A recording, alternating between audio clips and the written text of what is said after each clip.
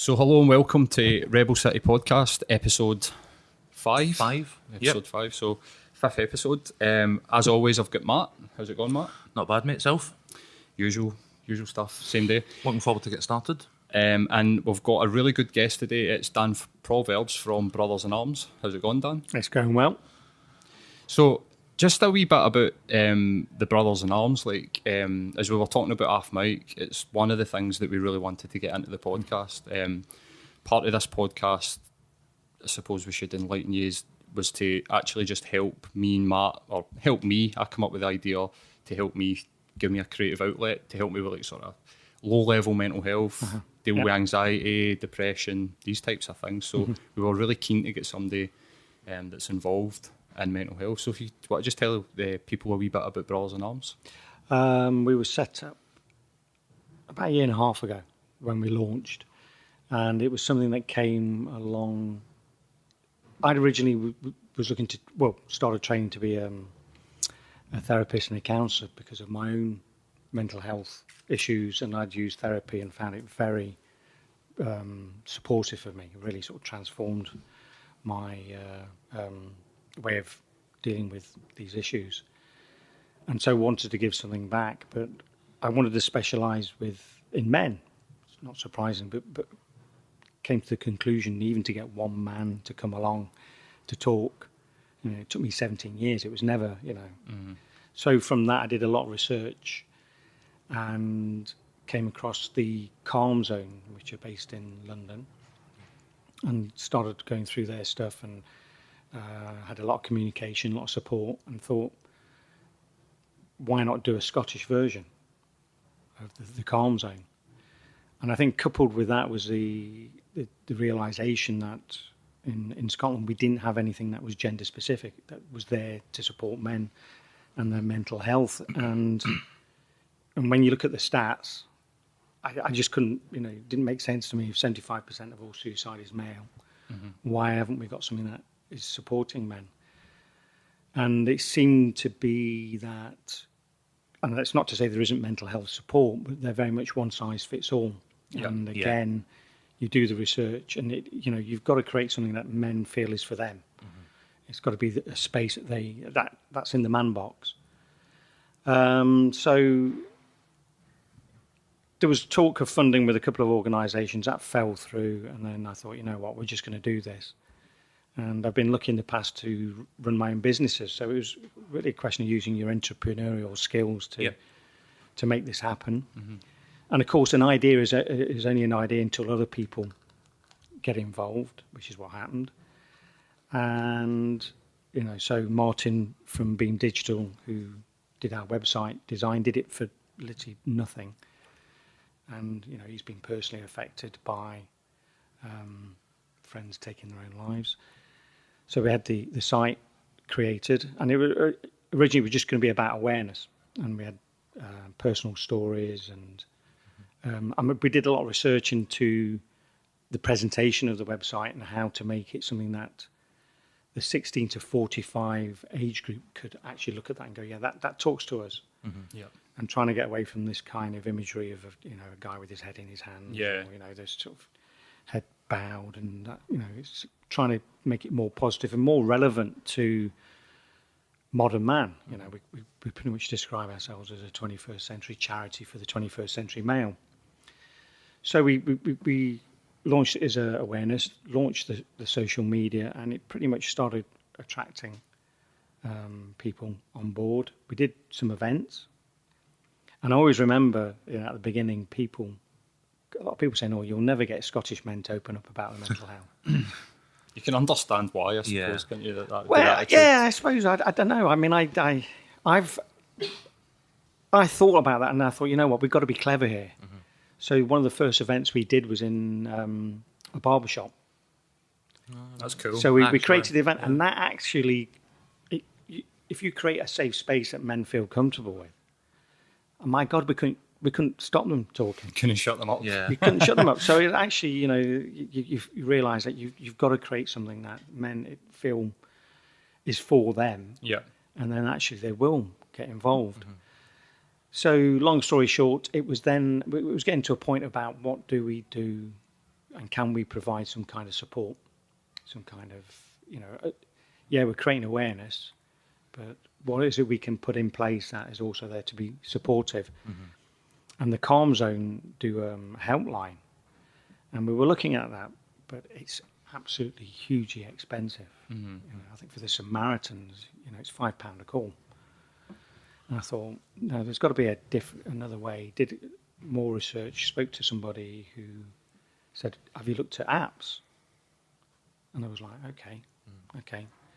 Did more research on that, and then decided to use digital technology. It's coming into its own. Yeah.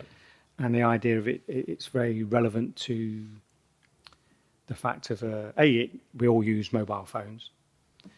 The fact that men don't necessarily, especially at the beginning of a journey, want to talk about their stuff.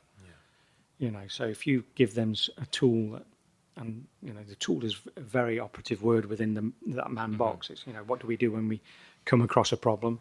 As a male, we try and fix it. So the idea was we give them a tool which they can download privately and in confidence, which they don't need to tell anybody about if they don't wish. Yeah. So we partnered with Thrive, who'd come up with this therapeutic tool for stress and anxiety. And what we did was we wanted to rebrand it and refocus it towards men. And so we bought the license. We have it until 2020. And the other part of it was we wanted it to be free. Anything we were going to offer, we wanted it to be a free service, because for men, we already have enough barriers. So, and we launched that, I think it was about 3 months ago. And we've had a tremendous reaction to it. Yeah. I mean, it's a very sophisticated bit of kit. It's amazing. Oh, have you been? That's I've even been better. using it for about. So I usually use Headspace. Yep. So I'm into meditation and stuff. So I'm a keen practicer.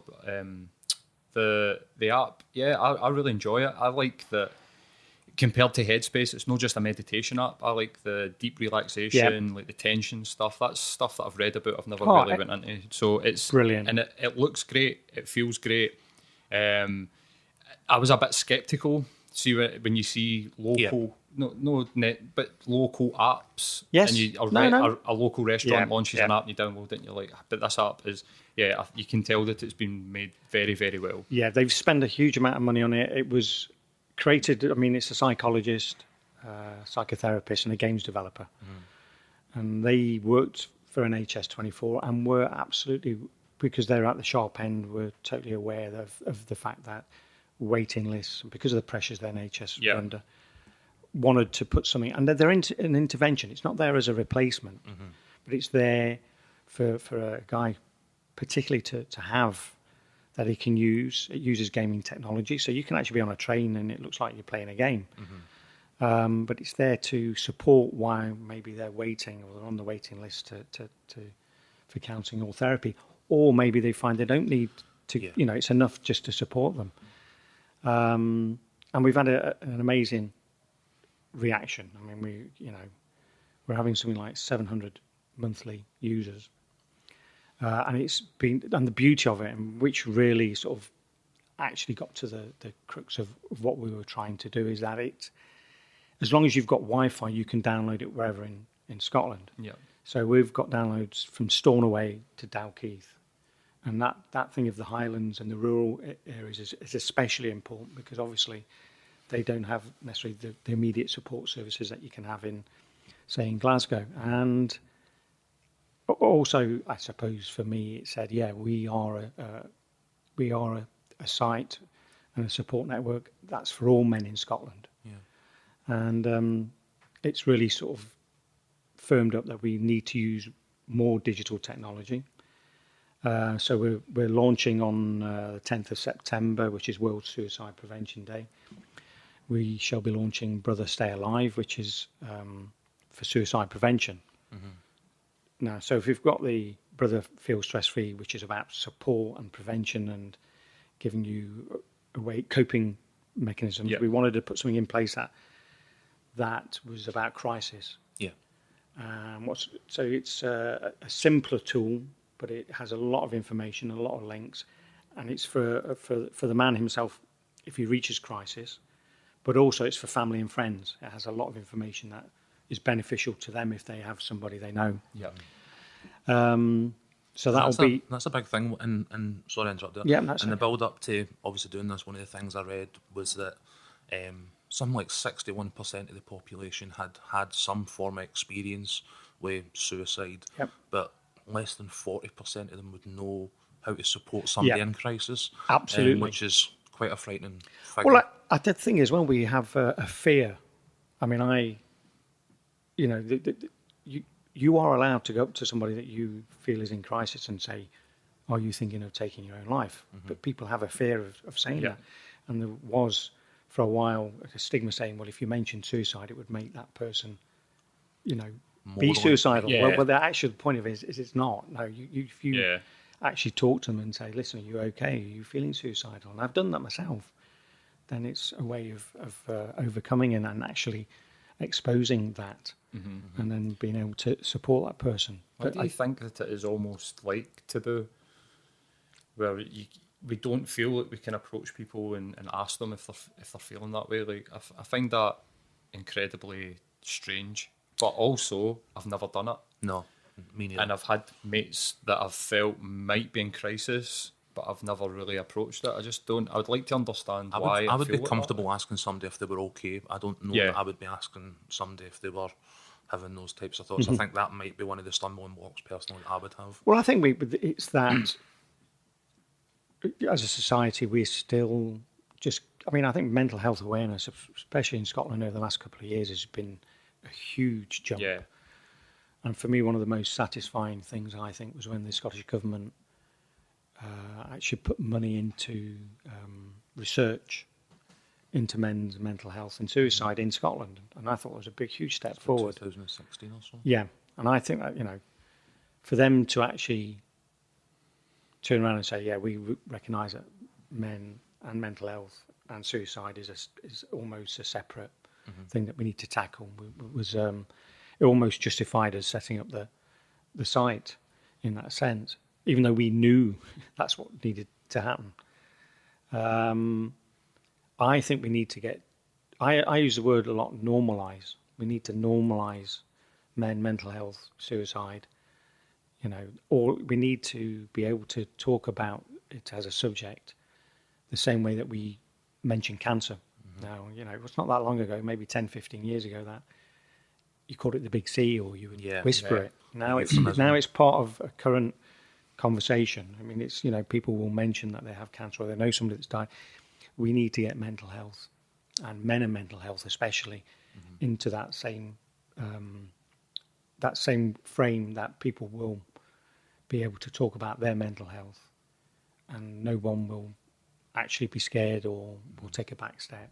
We're not there yet, but it's slowly but surely happening. Even from my personal experiences, it took for me to start a podcast to start speaking about issues that I've faced personally, and that it seems strange that I feel comfortable sending it out to anybody, but I can't sit with 2 or 3 people and tell them what I'm a I was bit more going comfortable in previous bouts of sort of poor health.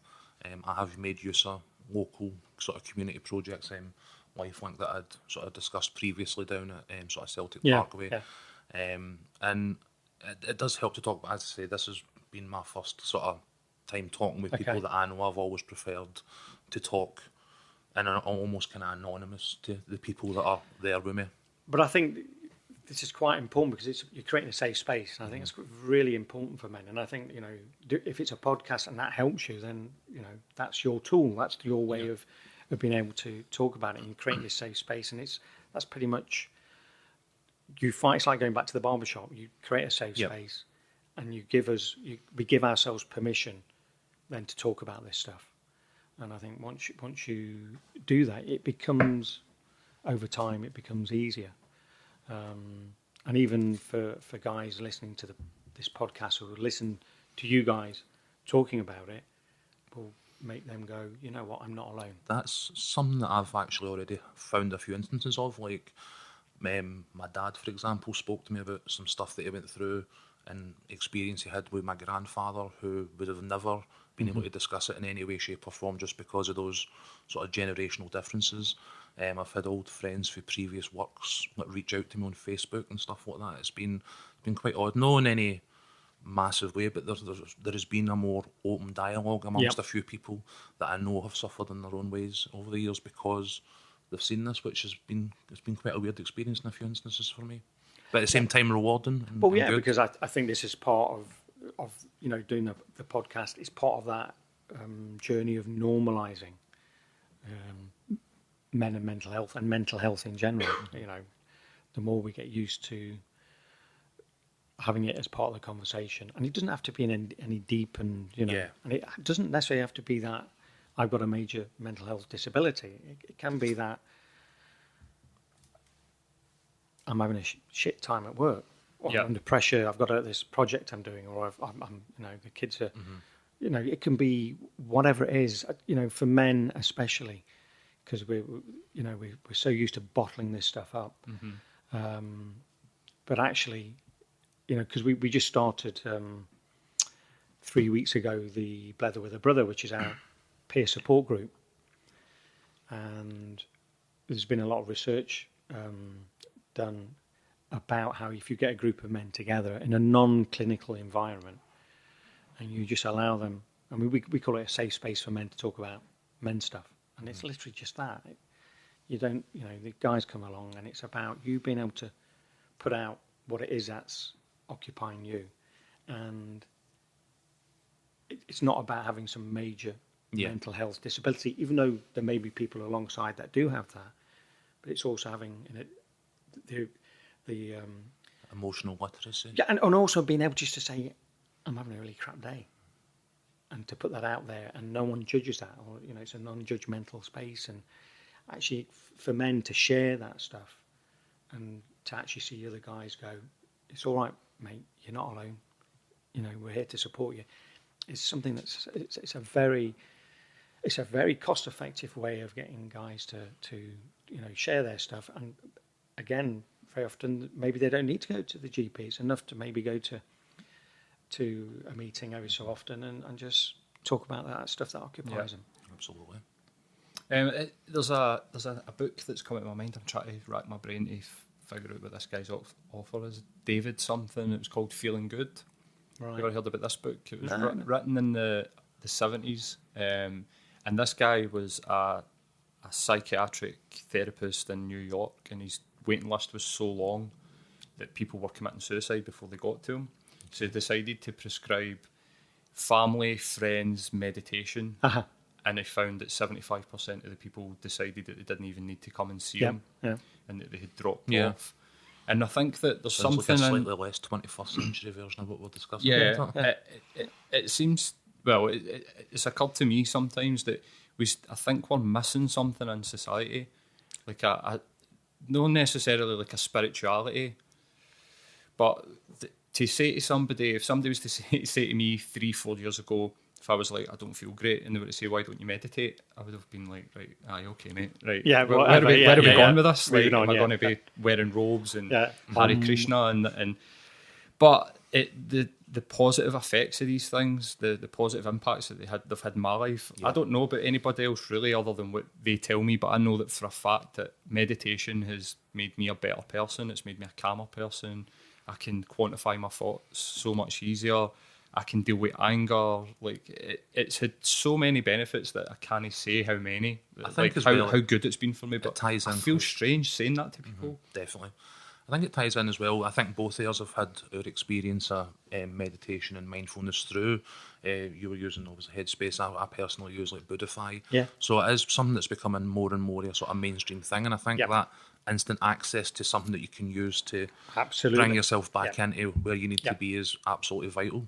No, and I think it shows you the journey that we are on as men and as a society. I think you're absolutely right. 10 years ago, if you said, I can go up in the morning and tell Alexa, mindfulness, meditation, and you can sit with Alexa and meditate in the front room. Well, I think there's also something especially, and this is about digital technology. I firmly believe that digital technology, especially for men, is going to transform how we view and how we cope and manage our mental health. And I think what you've both just said there actually adds to that. And if you ever watch the film that we produced, we ended up making a film because for the site I could find no Scottish content which showed men talking about their mental health. Sorry, I could find one film, so we decided to make our own. And what was fascinating about the film is well, there's loads of fascinating bits about it. I mean, the film ends up being over an hour long. You watch it in chunks. It's fantastic because you've got these three typical Scottish guys talking the only way that Scottish guys can about their stuff, with humour, banter. I mean, they get some deep places, but then they break it up with humour. But at one point, and there's another story that I'll put alongside this. At one point, Graham, who's the middle speaker, who uses the Brotherfield stress-free app on a daily basis, more or less, and he's been sober for 5 years, so he's an alcoholic. But at one point he says, I love using the app because it doesn't judge me. And I think for men that's quite an important thing. We that is something that occupies guys, men especially, all the time, is this fear of being judged. And it's why a lot of times the helplines probably don't get used until they're in crisis, because of that fear of being judged. And going back to the digital technology, there's a guy that I've been sort of following, Pete Traynor, who runs an artificial intelligence company. Okay. And they create a lot of this stuff for Siri and a lot of the messenger services that you find where you think you're talking to a human being, you're not. Yeah. But he's working on an application, I think it's called Sue, and it's only in its beta testing. Mm-hmm. But the idea is specifically for men, is that you will be able to text Sue, who is a AI robot, and you will be able to have she or he will create a safe space that you'll be able to have a conversation with through text. And what they did is they're beta testing it amongst 100 guys at the moment, and they split it into 50-50. So the first 50 guys, they said, you're talking to a computer, but behind that computer is a human being. To the other 50, they said, you're talking to a computer. And they got a better emotional response from the guys who knew they were talking to the computer. And I think it ties into this thing of not being judged. Yeah. So that's quite fascinating. Seriously, yeah, there was something that I watched, The Century of Self. It's who's the hyper normally? Adam Curtis. Adam Curtis. It was a good BBC documentary. It was out in the late 80s, early 90s. Talks about Freud and the impact it has kids and stuff and advertising. There's a segment in that where they spoke about a corporation in the 70s created a computer and they gave it a name. And when you spoke to the computer, all it did was repeat back to you exactly what you were saying. That was it, in question form. Yeah. And they did it for 6 months, and then they took it away. And when they took it away, everybody in the place complained and wanted it back. So it's almost this. It's not AI, because the computer was an algorithm that just formed a question. So if you said, I feel bad, it just said, why do you feel bad? And then you had to just keep going, and it would just constantly just question you.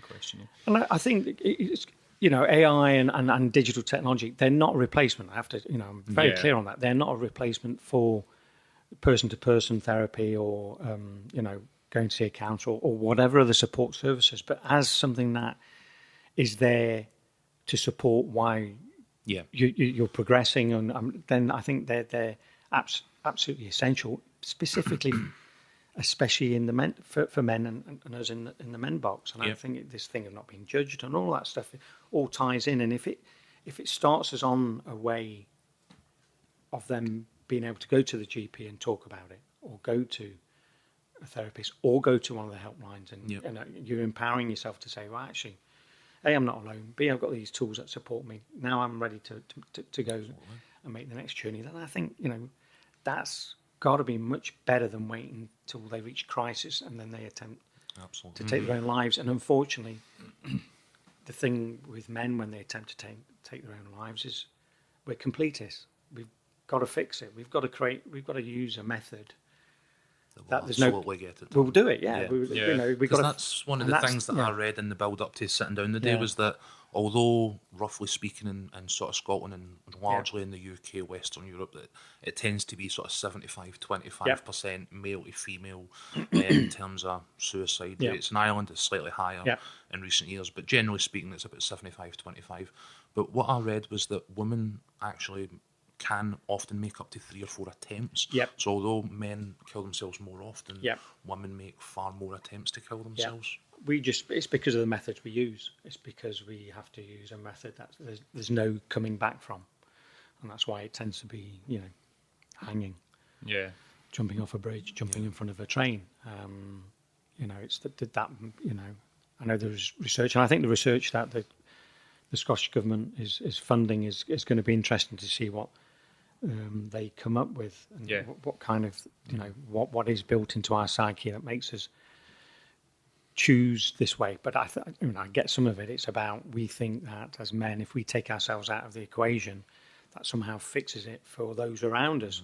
But actually, what you end up doing is creating actually more of a chaos and an after effect, which affects other people. Yeah, that was an interesting stat that we're talking about, was the domino effect.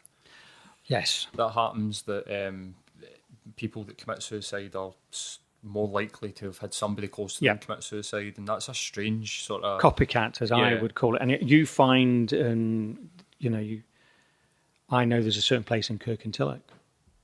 There's been a lot of men have taken their own lives, and they tend to use the same woods and the same method, and that's not unusual. There's a couple of suicide hotspots in Glasgow. I think the bridges as well and stuff like that. Yeah. And I know for along the Clyde, you know, there's a guy called Sandy who's been absolutely fighting to try and get helplines put on. And I think, you know, he's absolutely right. I mean, you know, if there's a hotspot, of course, you know, do something. So, yeah, I think it's. So one of the things I'd like to see in terms of where the Scottish government goes next, and particularly in relation to sort of, you know, Scotland, is we're now making strides to be more aware of our mental health. It's becoming easier to talk about it in the open. But I think a uniquely sort of Scottish thing that has a major impact on suicide is the link between poor mental health and things like alcohol and substance abuse. And I think that's probably where, for me, I would like to see the next leap go for Scotland, in terms of, you know, what the government finds is that we move more away from just acknowledging that it's there to now talking about why it's there and what exacerbates it. And I think within that, though, you've got to say, especially for men, why, you know, it seems very often when a guy dies because he's drank himself to death, or he's turned an alcoholic, that for the population, that's easy to accept. Oh, he's an alcoholic. Yeah. But actually, maybe that guy is using substance misuse and drugs and alcohol because of his mental health issues. So it's self-medication. Yeah.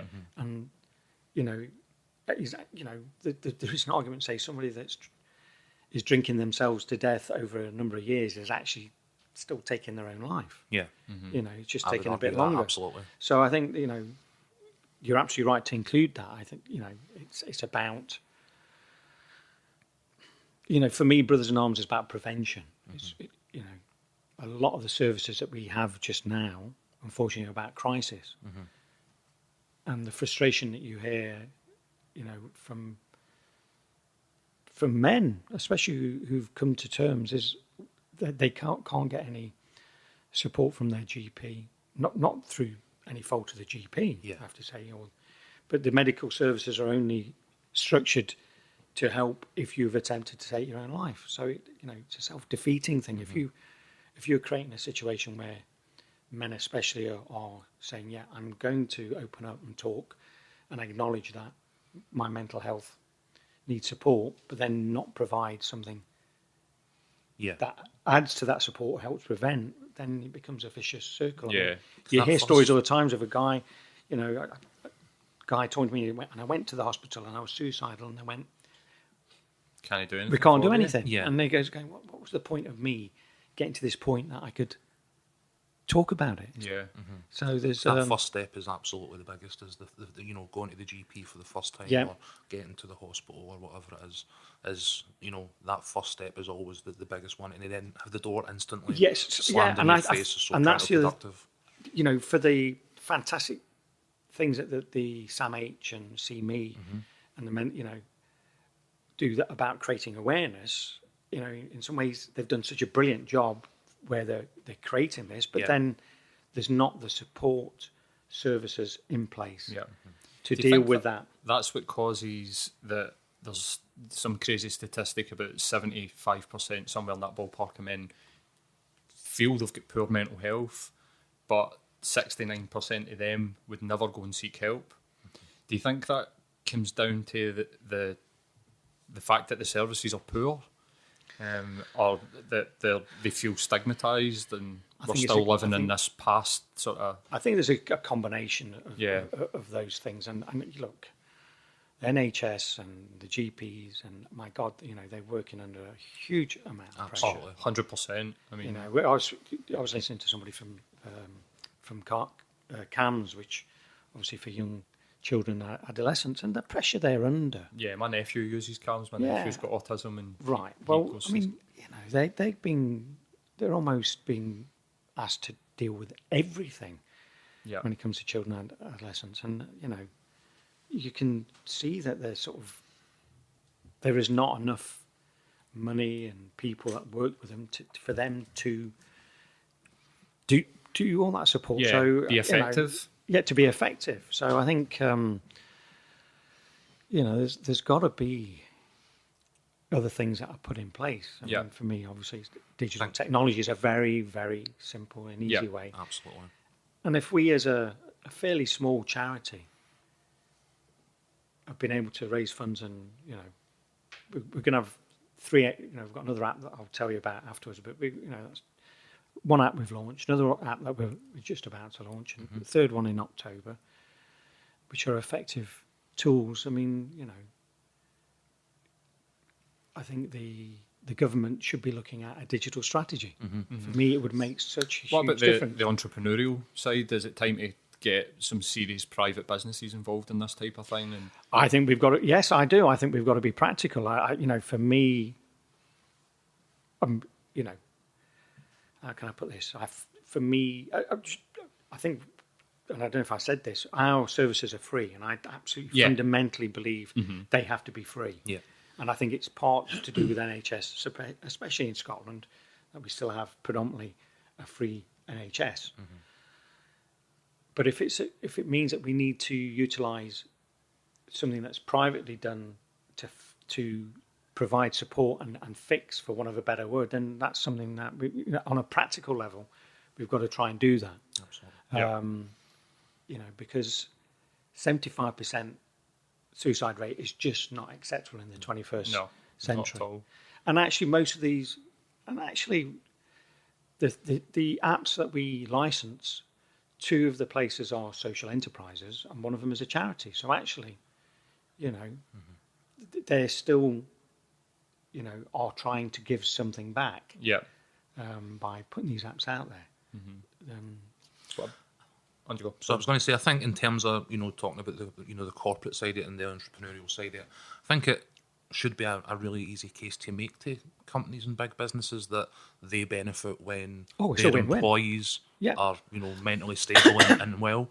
And I think it's something that as we've went through the years, it's been health and safety, it's been various other things that were pushed back by a big business, then adopted and seen the benefits. I think this could potentially be another one that might be useful. Well, I think what you're finding now, and Thrive Therapeutic, who we licensed our app from, actually they have a lot of corporate customers who use the app, their version of the app, as part of their HR support packages for big businesses. Because a forward-thinking business and organisation, they're starting to recognise that the workforce needs to have good mental health.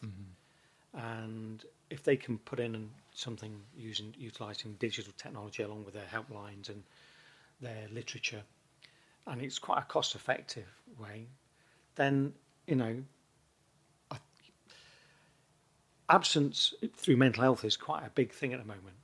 You know, Yeah, and it's going, and it's only going just one way. Yeah, So even from a practical business point of view, you know, you're either paying for somebody to be off or you're paying them to be at work. So if you're providing something that actually helps them come back to work, and very often people who are off with mental health actually want to be at work. Yeah, absolutely. It's the rhythm and routine, being with their colleagues, being in a supportive environment. And if an organisation actually creates an environment where they acknowledge mental health as something that's the same as a physical disability, and that we will support you, then they're going to find that their attendance is probably going to start reversing. Absolutely. People will want to come back. So I think, you know, there's something within that. You know, I know Thrive, some of their customers is British Airways, Land Rover. You know, these are forward-thinking I work companies. for a big corporate company, and they use Thrive, and I've had people that work alongside me and under me go off with mental health issues, and they get 5 or 6 free therapy sessions through the company. Employee assistance yeah, programs and stuff like that. It's all really good, but I work for. I've got a very good care package, Yeah. and I don't really know very many other people other than Matt that's got a similar care package. I think your company and your company are very forward-thinking to have done that, and I think other organisations are going to have to, if they want their workforce to be productive in that true sense of the word, then they're going to have to acknowledge that we need to accept that mental health is something that everybody has. Mental health well-being is something that we need to be actively supporting, because then, you know, it makes that person be more productive and wants to come to work. I think It's one of the sort of figures I read in the build-up to this again was that in terms of mental health, kind of like a you know, risk factor for suicide alongside things like alcohol and substance abuse, which we've discussed. Something like 90% of suicides come from people who have had previous mental health conditions. But on the flip side of that, people who had sought out mental health treatment, like maybe these employee assistances or whatever we're talking about, Thrive apps, then are less than 5% of the actual suicides. So actually seeking out that treatment dramatically reduces, you know, the likelihood of suicide in people with existing mental health opportunities. Especially for men, it's a last resort. Yeah. It's that thing of there is nothing else for me. There's no hope. Nothing else is working. I'm going to have to go down that route. And I think, especially if we're talking about employers, those with large male workforces, again, you know, it's going to be beneficial where they have something that they have something that men can. Again, it's that normalising. It's funny enough, I went to a big organisation who wanted us to talk about men and mental health, and we're getting a lot of the organisation asking us, especially because we from the man box, and very often it's because somebody within the workforce who is male has taken their own lives, so it's a reaction to that. And I remember we did a great event, and it was a large turnout. And I remember the HR person in HR was very proud, and quite rightly, of the support services they already had in place. And I remember looking at the literature, and she showed me they've got the helpline and the literature. And I says, look, can I just, and it was great, but I said, can I just give you some feedback? He said, yeah, absolutely. So I held up the pamphlet, which was to advertise or to show the employers that there was a helpline that they could phone. And I says, you've got 2 women talking to each other.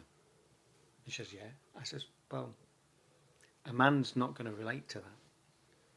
You know, you've got to make this, the message has got to be out, you've got to speak to men from that perspective. And she sort of went, oh my gosh, right, I get it. And it's very often it's very simple things Very like easy that. mistake to make, yeah.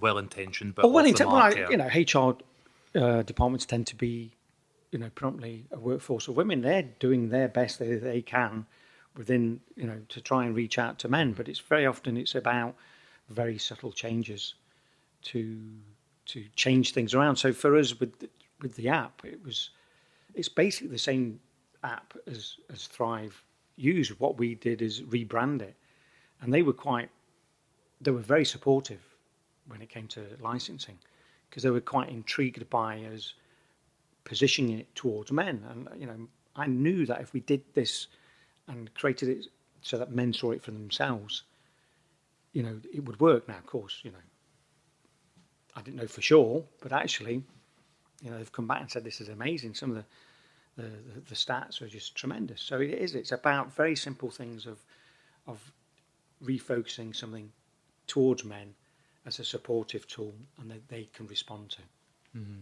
There was an interesting thing that came up in the BBC thing that I watched about risky behaviour. Yep. That I was like, wait a minute, is that something that you can sort of spot in your friends, or is that like a telltale sign that somebody? It can be. We tend to use risky behaviour, and it ties into just it will be gambling, it will be drinking, it will be drug taking, it will be.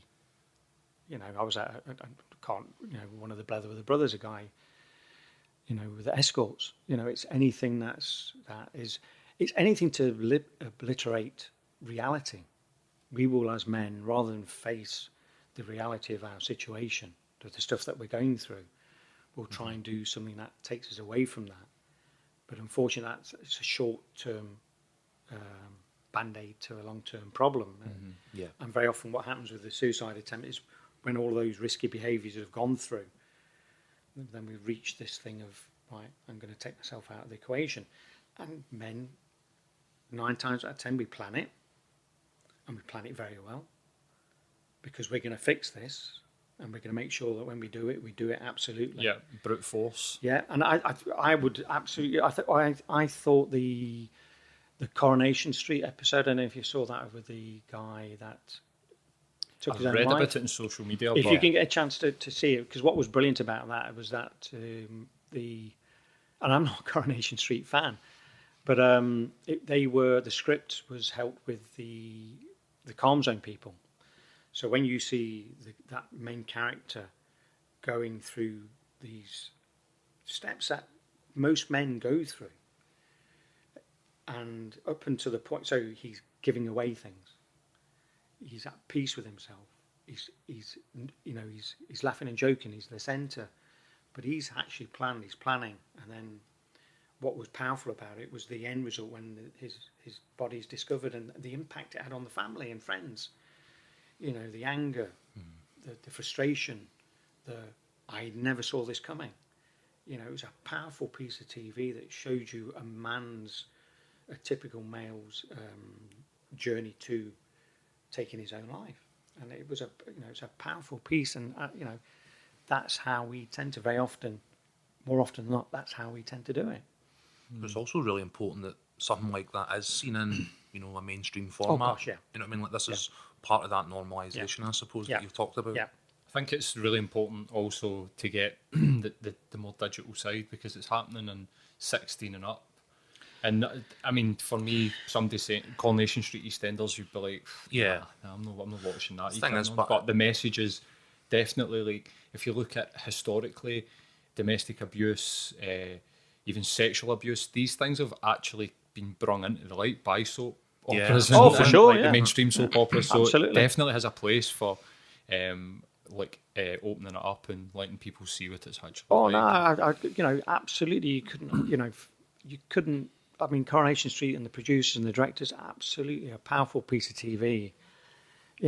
Fair play, absolutely. They did a huge service, because obviously it's something that reaches out to a huge amount, a big audience, and all you had to do was see sort of the feeds and the Twitter feeds and the social media and the reaction, and the gasps of going, my God, A, I didn't know the stats, B, I didn't know that's how men did this. So it's very educational.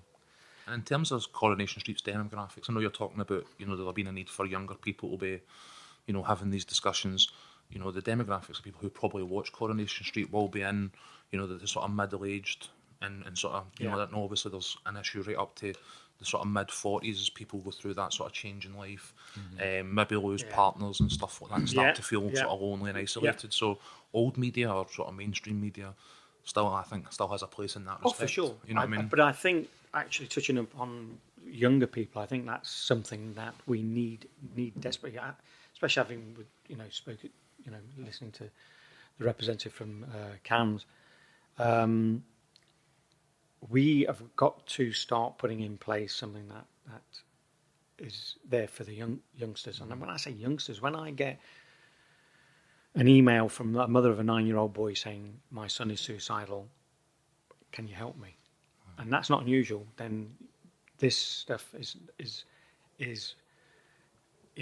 16 to 45 is what we tend to,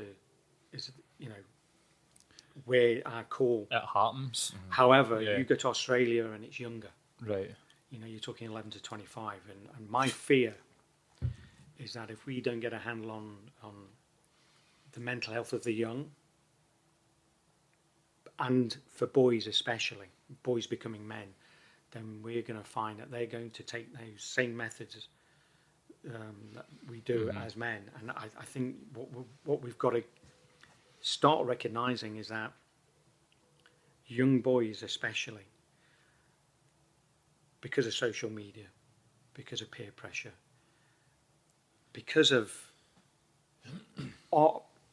stuff like Love Island, are actually starting to go through stuff that women have been going through for years, which is body image. They're down the gym, working on their, trying to get the perfect six-pack. Encompass with that, add on to that your peer pressure through social media. Add on to that the job landscape, career landscape is changing hugely because of the advent of technology. Because, artificial intelligence is going to replace a lot of jobs, I think it's weird that people like our fathers went through, the loss of railways and post offices and the shipyards and all these kind of things that, Glasgow used to be synonymous with, and to deal with that. But now, probably when we get to that age, our big sort of technological crisis will be that we're likely to be largely replaced by AI and it's happening. whatever else. Yeah, it's happening. It's happening already. It's happening right now. So I think, but for me, when I left school at 17, it was pretty much you Straight knew into what the job. you could get a job and you could buy a house and get married. Buying a house is now beyond the reach of most people coming up. No job for life. Your pension plan, who knows? So they're sort of the pressure to have some kind. And as men, we're supposed to be breadwinners, and we're supposed to do this, and we're supposed to do that. We have got to start trying to teach resilience, especially. Resilience has got to be something that we put into the younger generation, and guys, young boys especially, because they're going to have to be able to cope with all the changes and the knockbacks. And if they're not taught to roll with the punches, for want of a better word, then we're going to see the suicide rate is not going to go away anytime soon. And I think, if I was the Scottish Government, that would be something.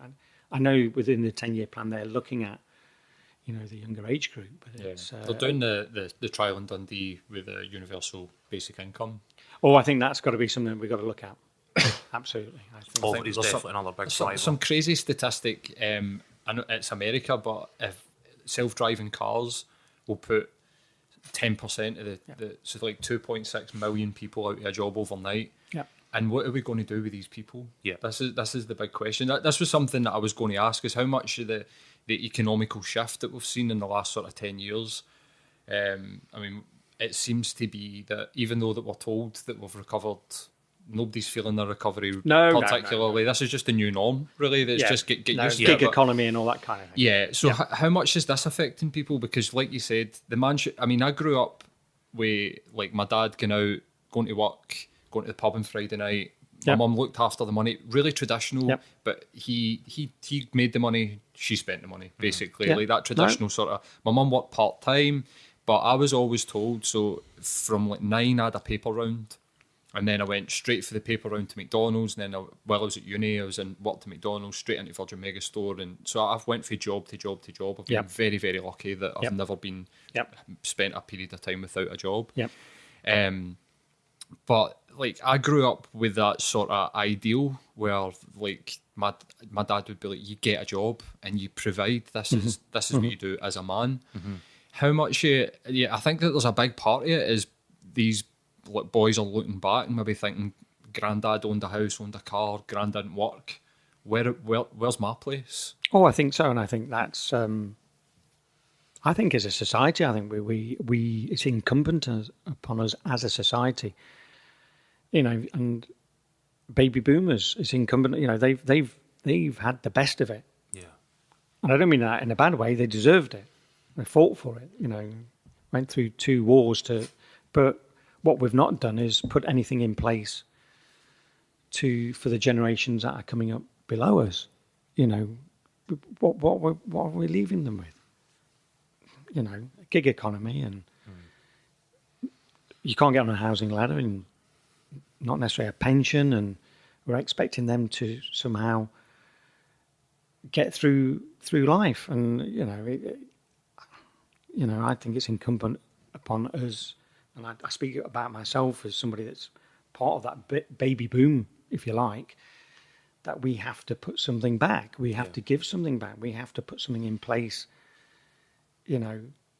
that supports those that are coming up. And I think too often people tend to think, well, somebody else will deal with it. Well, you know what? Mm-hmm. But we've been almost like worn down to the individual. Oh, for sure, yeah. I totally get that, yes. It's enough sometimes just to be dealing with life. Yeah, exactly. Yeah, just on a day-to-day basis. I'm a firm believer in pay it forward and give it back. I think we have to, and we have to do something about supporting. I'll tell you an interesting Facebook Live that I watched with this guy. Really good guy. I can't remember his name. I've watched a couple of his Facebook Lives. He said that there should be a scheme where 50 and up buy the sports car in the midlife crisis, but they give it to a 21-year-old that can make the use of it and enjoy it and not look ridiculous. And I thought that's superb. It's but when that 21-year-old gets to 50 and he's got to do the same thing, he's got to do the same thing. I don't. I can maybe see lobby the Scottish government for. I see think the it's going to sense get more difficult as well. I think when you look at obviously the near decade of austerity that the UK has faced already, with Brexit coming in, and the hardliners like Rees Mogg talking about it will take 50 years to recover. The notion of government-funded mental health is vital, but also somewhat laughable in a lot of respects, because the money will just get an ever-decreasingly smaller circle for me. Yeah. And I think that's where guys like yourselves, the charity, the app, Yeah. We spoke on a previous episode with Eva about she provides life coaching via Skype. There's this sort of digital space where people can actually be helped a lot more. There's a website, I think it's called safespace.com. Mm-hmm. Yep. And it's, I'll be honest, it's an amazing service, but it's not cheap.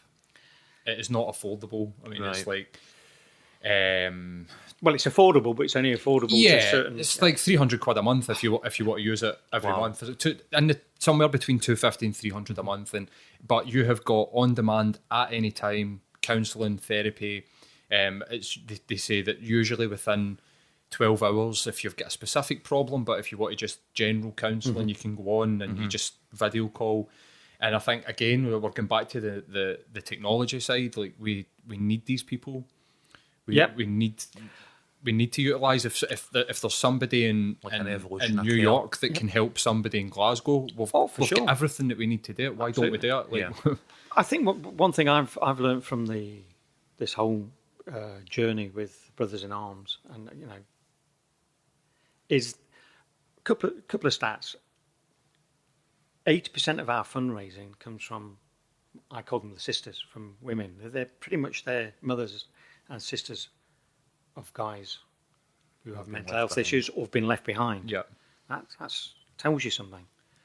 And 80%, when we started the social media side of things, 80% of the people that were jumping on board to begin with was the sisters or women.